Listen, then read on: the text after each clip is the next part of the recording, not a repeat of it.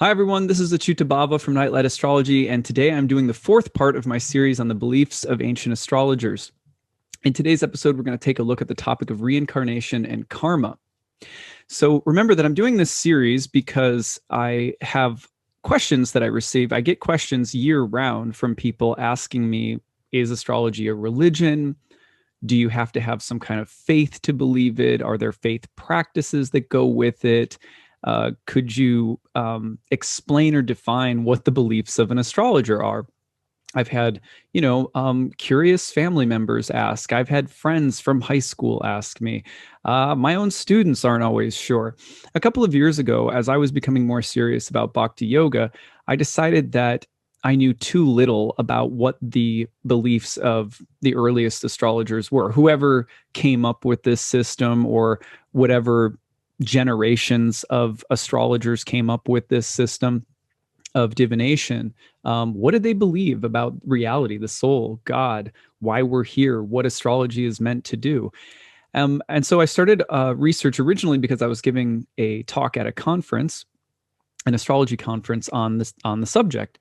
The research was also helping me figure out whether or not my blossoming practice of bhakti yoga was more or less compatible with what ancient astrologers, especially in the West, believed, because I come to bhakti yoga, but I've been practicing Western astrology, quote unquote Western. It's not like European. It comes from the Hellenistic world, which includes a wide variety of races and ethnicities and even religious groups that end up using and practicing astrology, different languages that are spoken over a broad area of the world. When we say Eastern in the horoscopic astrology context, we usually just mean India.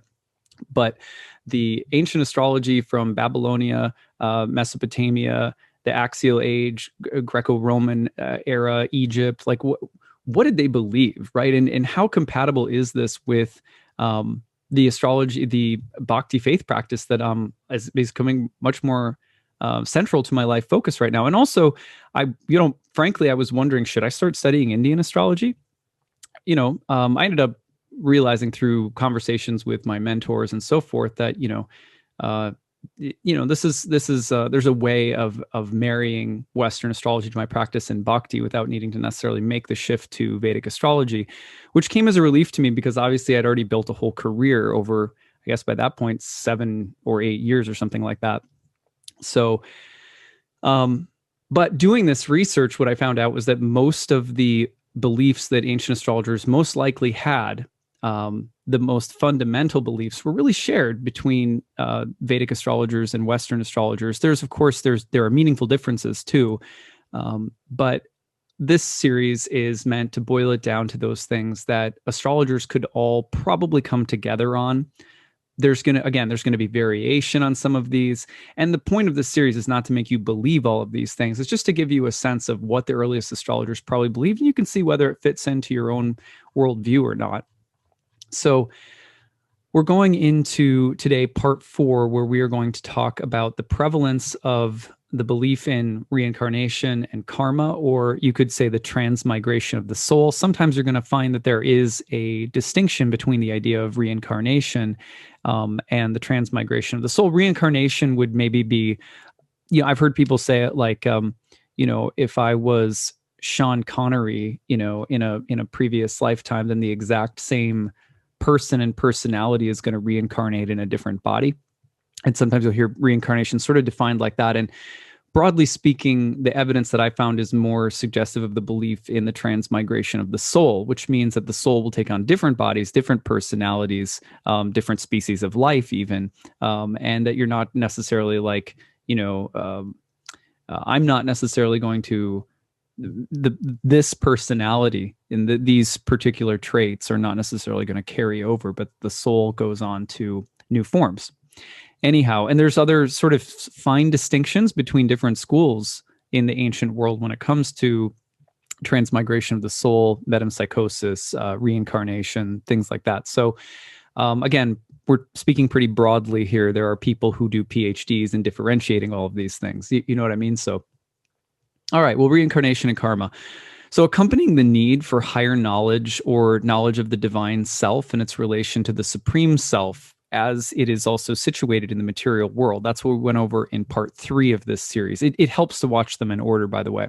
So accompanying the need for the soul to recollect its divine nature from within some kind of potential material entanglement, there was the belief in both the East and the West that the soul was transmigrating from one form to the next, experiencing the fruits of its previous actions or choices and desires or aversions as well from one body to the next. So you have common to both Indian and Greek philosophy, there are 3 concepts that are, they're not identical, but they're very similar. You have the process of reincarnation, which, you're going to hear words like samsara and or metempsychosis in the East or the West to talk about that. Moral and psychological laws that govern the process, referred to sometimes as karma or catharsis, and the goal of escape from this process by recollection of divine nature, which is moksha or lucis. Lucis actually being a word that means something like to be illuminated. Anyway, Plato, who in the Timaeus talks about astrology at length and gives us perhaps some of the earliest underlying metaphysical premises of astrology. He suggested that the process of catharsis or purification of the soul through successive reincarnations changes the soul that is becoming better into a better incarnation, and the soul that is becoming worse into a worse incarnation. And that doesn't necessarily mean punitive. It just means that they were observing the laws of cause and effect and suggesting that there was a carryover in the behaviors and attitudes and desires and actions of the soul beyond this lifetime. And that, if you associated with bad people, or if you were greedy, or if your moral character was challenged in some way, that you would continue having to deal with that in circumstances that were continued to match that behavior, or maybe were educational for the purification of that behavior. So that's what they believed. And it wasn't truly, as far as I can tell, it was not this idea of being punished for something. It was almost more like a natural law sense of cause and effect. There's a lot of problems that people have with the idea of a really punitive reincarnation. I'm always reminded of the fact that in the Bhagavad Gita, in chapter 4, Krishna says very clearly that not even the wisest people understand the complexities of karma. And so I think that you do good things, you get good things, you do bad things, you get bad things, is not at all the full story. We also have the belief in personal guides, daimons, psychopomps, spiritual guides in many traditions all over the world that suggest not only is the soul transmigrating, but that there's a very meaningful and intelligent sense of where we go and why, with ongoing opportunities for the soul to learn and grow. And I think that for as bleak as some of the reincarnation rhetoric in the ancient texts sound, it's also important to remember the context of the world that they're living in and how bleak in some ways it was. Lifespans being in some ways shorter, living conditions being harsher, environments not being dominated as much by, say, technology, for better or worse. So there's also death is much more, the likelihood of us in the West right now seeing a dead body in our lifetimes is exponentially lower than it was in the ancient world. So just imagine if you saw dead bodies on a regular basis, what that would do to your view of life and death, and also the continuation of the soul. And so you have to almost take the idea of death and transmigration much more lightly. It wouldn't have been as terrifying as it might be for us, or as bleak sounding as it is for us.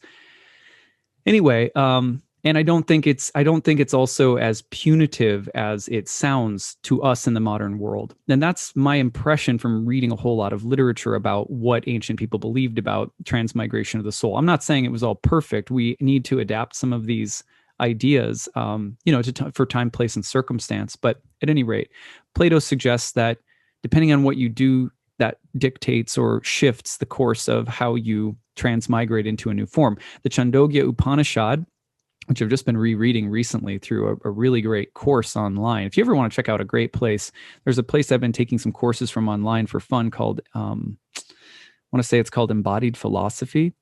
And one of my favorite teachers, Edwin Bryant, who is teaches at Rutgers, and he's also a Bhakta, and he teaches Hindu Vedic literature, and he's teaching a course in that program right now on the Upanishads and the Vedanta Sutra. Fantastic course. I've been really enjoying it. Anyway, we've been reading this one. The Chandogya Upanishad similarly says, and that's, by the way, that's 8th to 6th century BCE, so that predates the invention or reception of horoscopic astrology. But anyway, the Chandogya Upanishad similarly says, those whose conduct here has been good will quickly attain a good birth. In the Phaedo, Plato says those who have cultivated gluttony or selfishness or drunkenness are likely to assume the form of donkeys or other perverse animals, while those who have preferred a life of lawlessness and violence become wolves or hawks. Chandogya Upanishad also says those who have lived wickedly may be reborn as dogs or hogs. Now, it may sound in some ways like ancient people are blasting animals. Some people get upset by that. Understandable. Again, my impression in the ancient world is that from the Buddhists to the yogis to Western esotericists, that the belief was that the human life has unique faculties of mind and spirit, that the animal forms, it's not that animals don't have souls. All living creatures in these very same traditions were vegetarians. We're like, you don't eat animals because they could very well be your friends, or there could very well be a sense in which you're looking at every single life form as a soul, no different from the soul inhabiting your own body. And that kind of egalitarian view of life in different forms was a part of pacifist traditions as well. So the reason that sometimes you'll get this kind of like you're reincarnating into an animal form, and that might be because of the result of a kind of degraded quality, is because we are supposed to live above the tooth and nail of nature, which means just being purely dominated by instincts to hunt, mate, sleep, defend, stuff like that. So their thought is that animals are not being, like you'll see in the Bhakti tradition, in the scriptures, animals are not like punished for killing each other or eating each other. That's just their nature. But human beings are in some ways worse than animals because we have the potential to rise above just hunt, mate, kill. We have the potential to, we're not bound as tightly as animals are by that instinctual nature. So because we have a choice, where sort of this position is said to be held to a higher standard. And it's a very special condition of life where you can take advantage of the human form to evolve spiritually. The Dalai Lama, for example, has said that incarnating in a human life, and you'll see this in the Vedic tradition too, coming down through the Upanishads and commentators on it and so forth, say that coming into the human form of life is sort of like coming up in the middle of an ocean for a breath of air out of nowhere and finding that you came up right through the center of a life preserver. That the laws of material nature that govern a lot of forms are so deep that it's harder to break out of them, right? Like it's harder. Like I have more, I kind of equate it with this sometimes. Like I have more of a choice in some ways, not to, like lick my own butt, compared to my dog, which I don't look down on her for that or anything, right? She's just a dog. That's what she does. But so that's the idea in the ancient world that's prevalent. I wanted to unpack that a minute because, when I first read that, the question I had was, well, did they have this like degraded view of animals? Well, no, many of these schools were pacifists who didn't believe in eating animals. But they did believe that the human form of life was unique in that we weren't as dominated by animal instinct. And if you acted or behaved like you were dominated by by animal instinct, and that was the kind of lower form of human life, then you would just keep recycling through different animal forms of life and squander the opportunity that this particular body offers. And yet there's infinite opportunities too. You'll find that there's innumerable, infinite opportunities to keep traveling through different forms of life. And none of it is in a sense condemned. It's not like hell awaits or anything. It's just, some forms of life are more conducive to waking up than others. But that's not too, it's complicated, because you'll also see, for example, in many of these ancient traditions, that animals can be looked at as gurus, that some of the ways, there's whole chapters, for example, in the Srimad Bhagavatam that talk about how, the behavior of animals teaches us, like spirit guides, like animals can be almost like spirit guides that teach us something about higher intelligence too. So it's very complex view, and I wanted to do it some justice, because I've done this talk before, and you get some hands raised being like, what, do they hate animals or something? And so at any rate,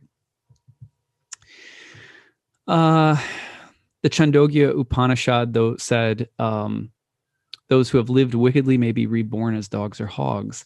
For the Orphics, another group that has been associated with the earliest schools of astrology, rebirth was sort of dreaded, and escape from the sorrowful, weary wheel was the goal of spiritual life. The idea implies that we keep regenerating in new forms. Cicero, who comes in at the very end of the turn of the millennium into the Common Era, he once said that the doctrine of reincarnation or transmigration of the soul was introduced into Greece by Pherecydes of Syros, who Porphyry also said had the ability to remember past incarnations.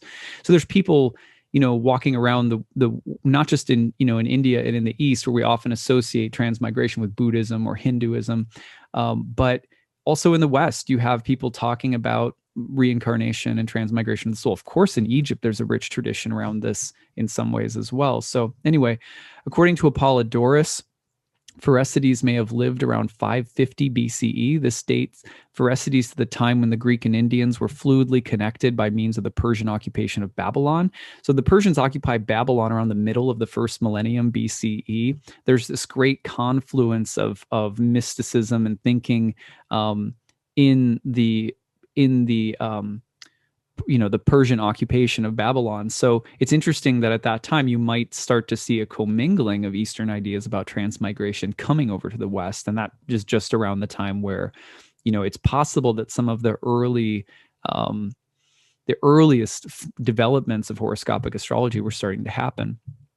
The historian Josephus, who comes just in the early first century of the Common Era, mentioned that Pherecydes learned from the Egyptians and Chaldeans. So there's some connection to other traditions and remember, the Egyptians have trade with India going on as well. So who knows exactly where it comes from? All of it very well could have come from the East too.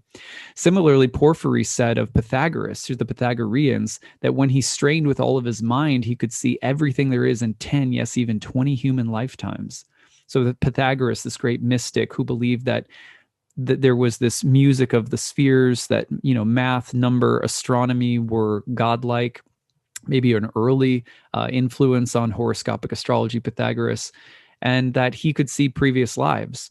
He also wrote of Pythagoras, the following became universally known. First, Pythagoras maintains that the soul is immortal. Next, that it changes into other kinds of living things. Also, that events recur in certain cycles and that nothing is ever absolutely new.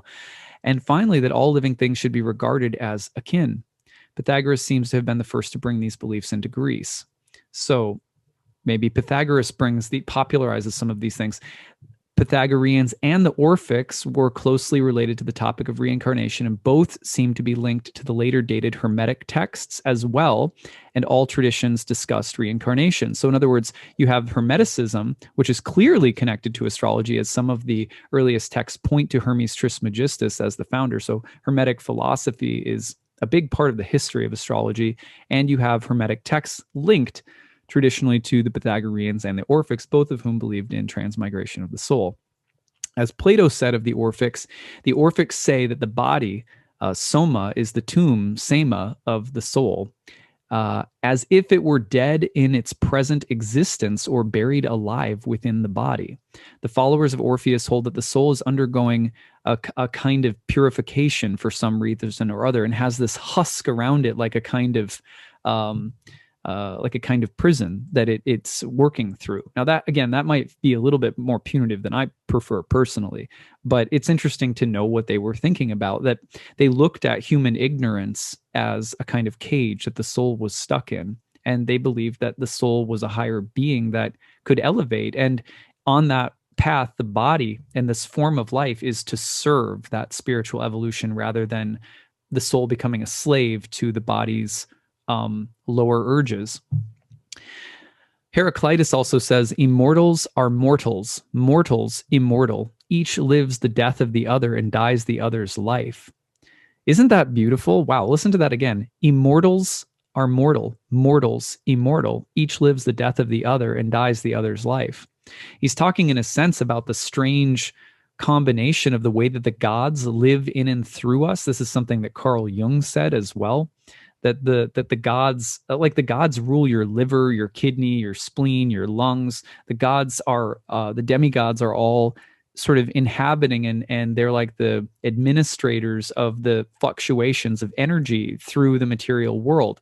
So they're living in and through mortal bodies all the time, while immortal beings like spirit souls are also occupying and sharing space with those gods in a body. And so immortals are mortals, mortals immortal. Each lives the death of the other and dies the other's life. That's a beautiful way of talking about the way that the souls and the gods commingle in bodies. Just a beautiful quote from Heraclitus.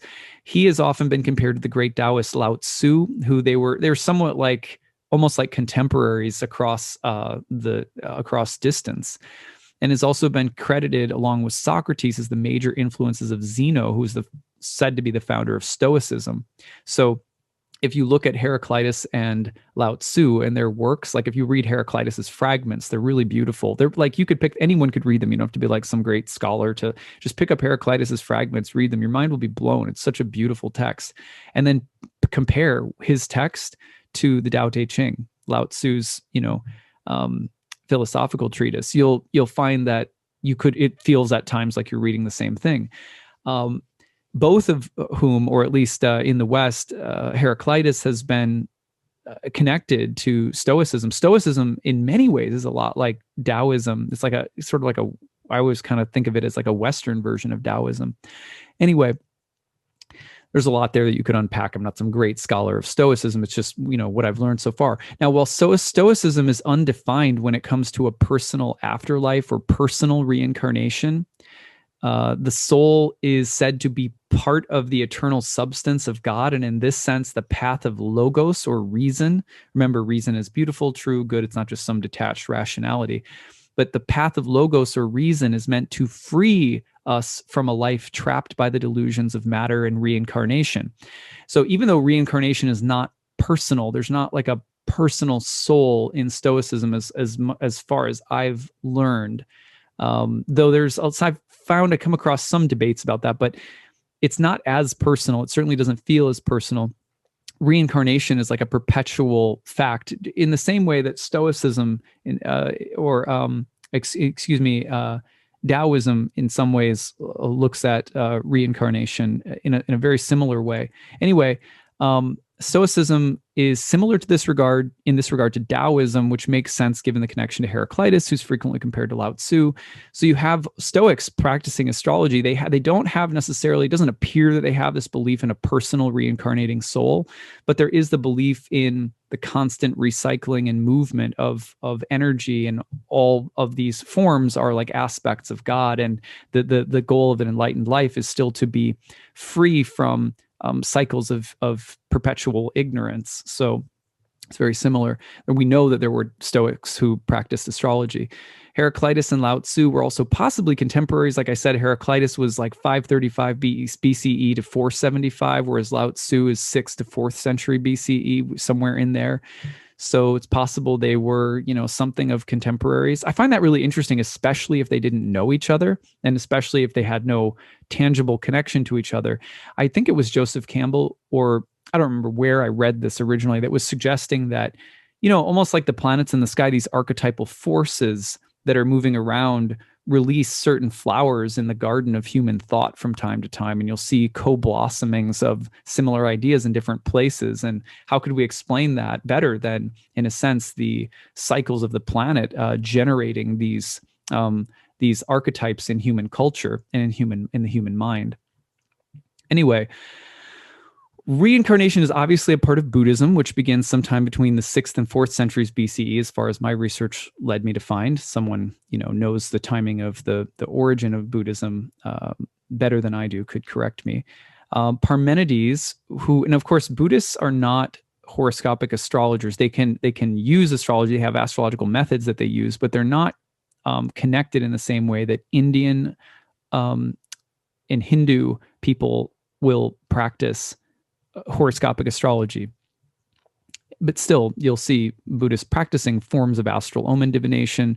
There's forms of divination and planetary tracking that go into figuring out where the next, reincarnation of the Dalai Lama might be born. So anyways, Parmenides, who is said to have been a Pythagorean, remember we have Pythagoras clearly recalling past lives.